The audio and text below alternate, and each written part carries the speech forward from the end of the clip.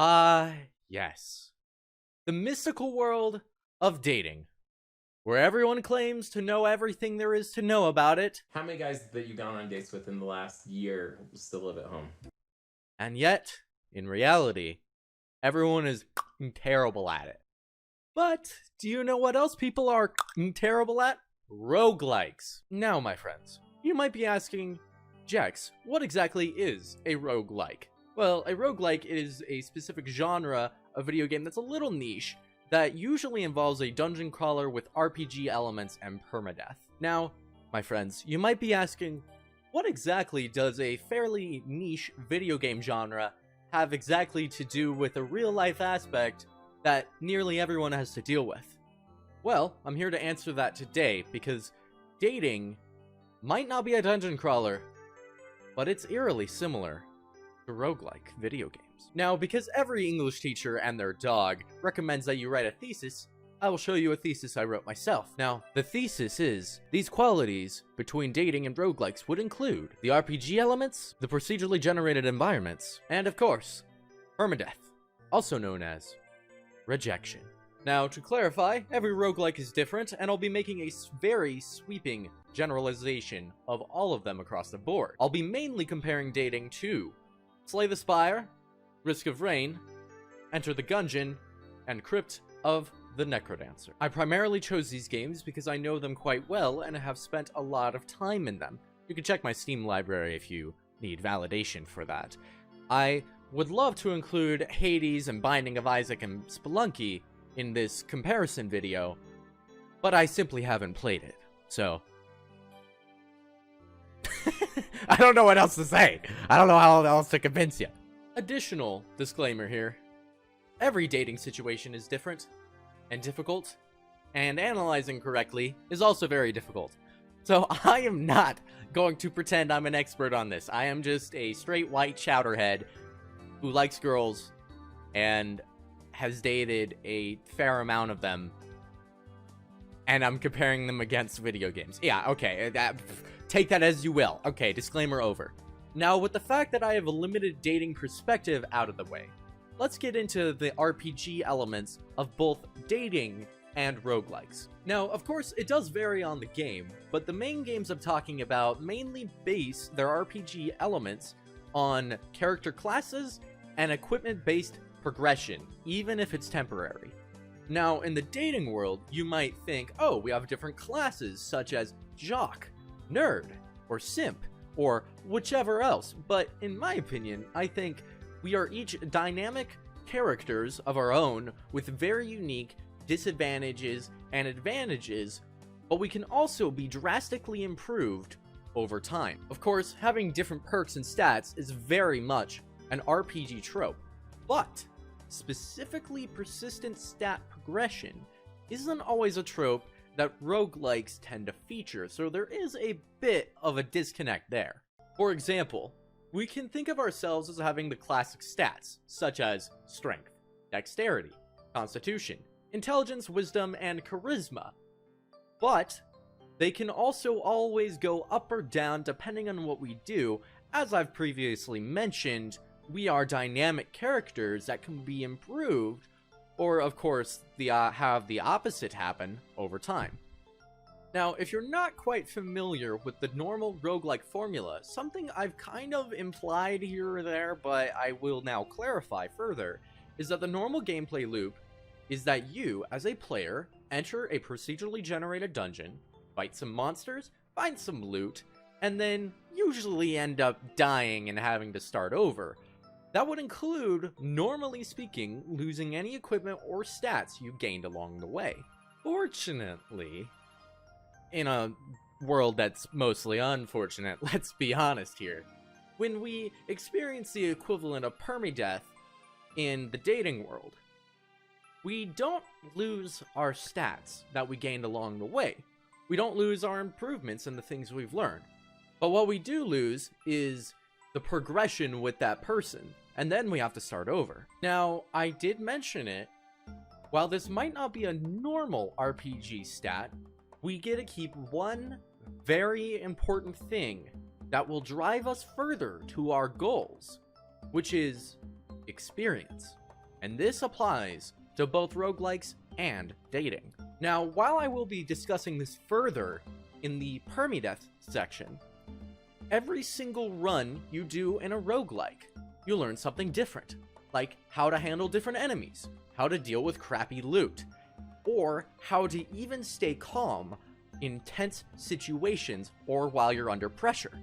Simply put, the more you practice, even if you die every single time, the better you get at handling the unexpected. Now, my esteemed chaps, that might sound a little familiar. In my experience, I've found that different girls require different approaches, and I've also learned how to deal with unexpected situations, such as a time when a motorcycle hit the car that my date and I were in when we were going to the high school prom. But that's a whole different story for a different day. I've also learned how to deal with social anxiety when, let's be honest, it's being a little biscuit dipped in depression gravy. Simply put, knowing your way around the dating world is one of the most important tools to dealing with seemingly procedurally generated events and environments. Now, that's why I think that real-life dating experience is one of the most important figurative RPG stats one can have, especially when dealing with these constantly changing environments,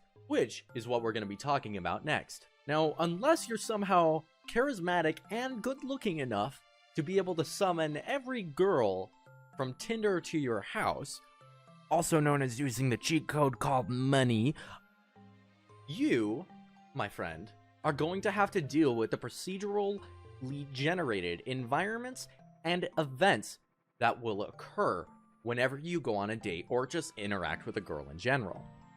But let's be entirely honest here, even just trying to meet girls and convince them to go on a date with you, or even just getting their number, is hard enough, and enough things can go wrong that I would basically consider it the first floor of a seemingly bottomless dungeon. You see, just like in roguelikes, everyone can enter the first floor. Just like how you can go in real life to a nightclub, to a bar, or to church to go and meet girls. But actually talking to a girl and getting her number is actually tougher than you might think. Now, if you've played a roguelike, you definitely know that they tend to kick your butt all of the time, especially if it's your first time playing that particular game.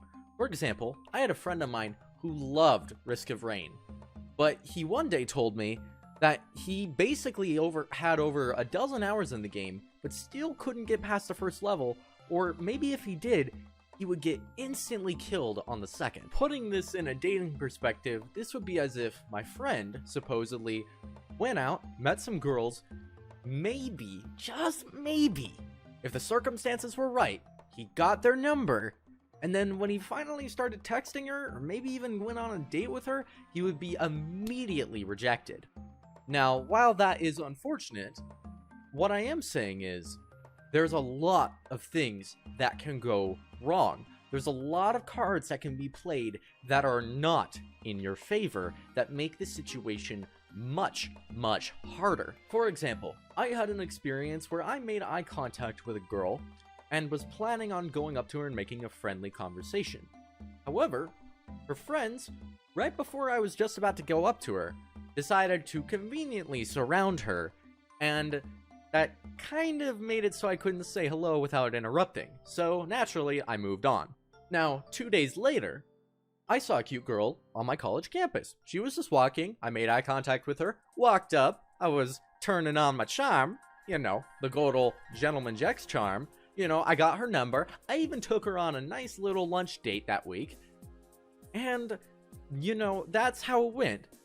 But when church rolled around the next Sunday, I realized it happened to be the same girl who I was originally going to go up to and introduce myself to, but she was surrounded by her minions at the time, which made it far more difficult. Simply put, due to these different circumstances, a boss surrounded by their minions, or a girl surrounded by her friends, yeah, about that, and the environments that they took place in, a college campus versus a church, these factors can completely influence the outcome of your interaction. Now, of course, when referring to roguelikes, in Crypt to the Necrodancer, it is a lot easier to handle a boss when there are no enemies surrounding that boss. And of course, you know, when there are enemies surrounding it, it makes it a lot tougher. And if you throw in environmental hazards such as lava or different traps occurring, you know, your outcome can drastically change, even though it's the same boss you fought before. Now, let's say you beat the first floor's boss, also known as getting the girl's number. I hate to break it to you, it only gets harder from here. Now, one might assume that the next floor, you know, the second floor of the dating dungeon that is ever so mystical, would be the first date. That's where you would be wrong. It is, in fact, texting the girl and trying to get her out on the first date if you didn't manage to secure a date then. Otherwise, you just probably got like a ticket down to the next floor and got it skips up. I don't know. Then if that's the case, you're freaking lucky. This will come with its own set of challenges. The second floor is very drastically different from the first floor. You see, it will come with new enemies, new environmental hazards, new types of events, and even new color palettes. Likewise, communicating over text is very different than, let's say, communicating face-to-face. This will come with its own set of procedurally generated events that might occur that are going to seriously challenge you, and of course, alter how you should respond. Now, you might just think, oh, Jax, I'm just gonna try to get to know the girl. Well, I'm going to straight up tell you that simply playing 20 questions with that girl is going to get you nowhere and maybe even ghosted or friend-zoned. Remember, unless that girl is simping for you, she is going to test you, and she is going to test you hard. For example, once I was Snapchatting a girl who I thought was pretty attracted to me and was showing signs of attraction, when she just out of the blue told me about one of my Instagram posts, which included me in a leather jacket, and told me I look like in a leather jacket. This is like walking into a trapped room, or a room with a trapped chest in a dungeon, when it just unexpectedly springs itself upon you. I can't stress this enough.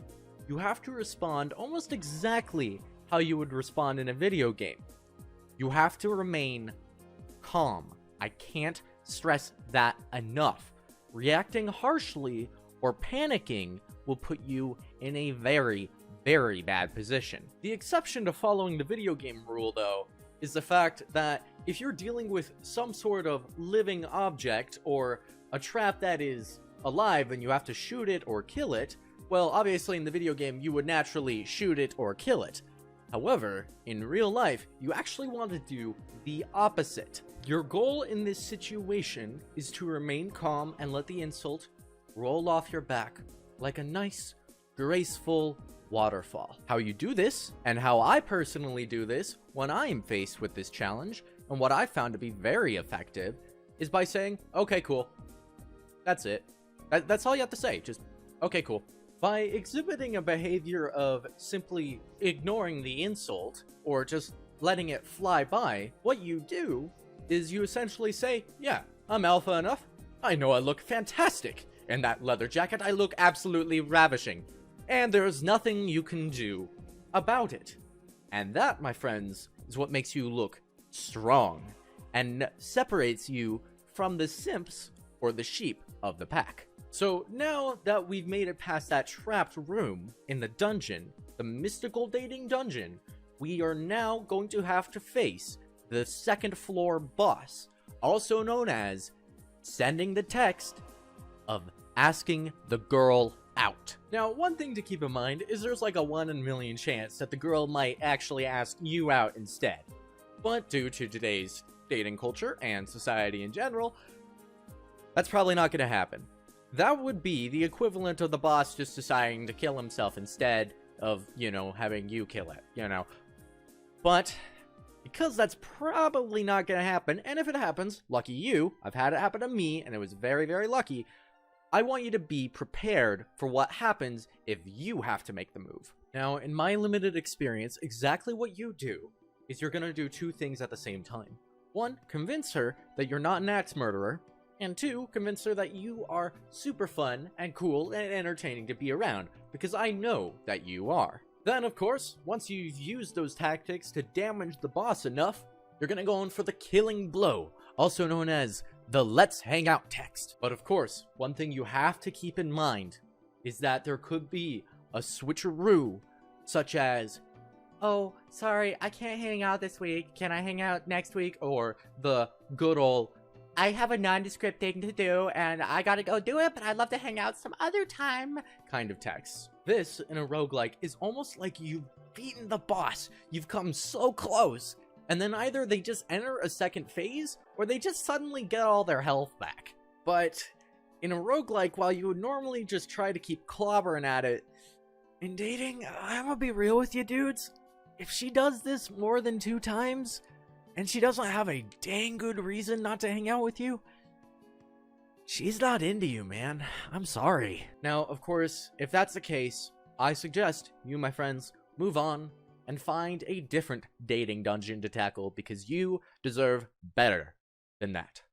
But in the chance that you beat the boss of the 2nd floor, and she says yes to hanging out, oh man, that's where we'll get into part 2 of this video, because it's already getting really, really long. Man, oh man, my dudes, this has been a wild video actually to make. This is the video I've put in more effort in than any other video of mine. I do hope it gets well received, but honestly, I've had a blast making it. I've spent a ton of time and a ton of hours on this. And of course, if you're not familiar with me, you should know that my name is Gentleman Jax, and I make stupid videos on the internet, and I do live streams on Twitch.